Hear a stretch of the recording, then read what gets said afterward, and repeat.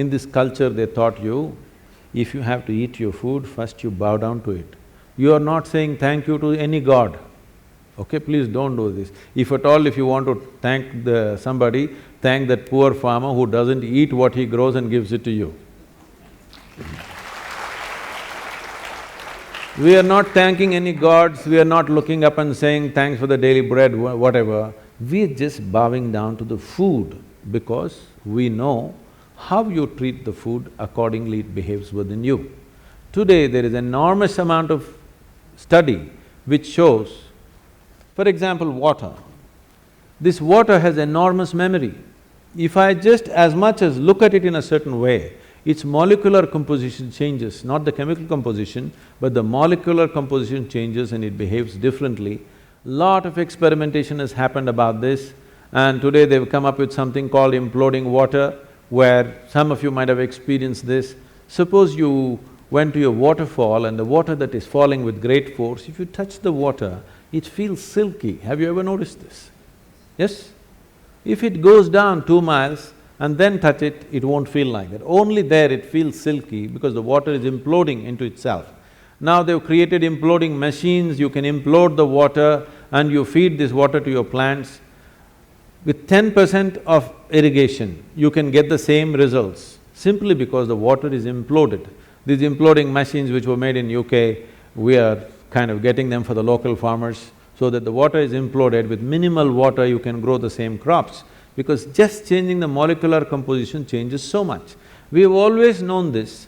This is why do you think people go to a temple and they're dying for the 2 drops of water? Because the water is supposed to have the memory of the divine, supposed to be in touch with the deity, and there is supposed to be memory and you take it and it's supposed to work.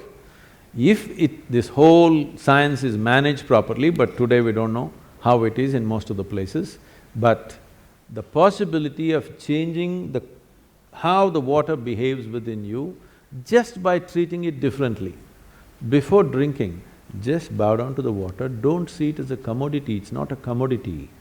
It is life-making ingredient. This is more important than your mother, father, your children, anybody, isn't it so?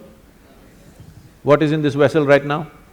Please tell me, I want you to hear that. Yes. Yes, because if you don't drink it for 1 day, you will not want anybody. You want only this. No, we're talking about the real thing. So the 5 elements, if you learn to handle them properly, simple thing, whatever, the earth that you walk upon, air that you breathe, water that you drink, food that you eat, and the sky, 3 times a day, consciously, just put your hands together for these things. These are the life-making ingredients. Your life is made out of this.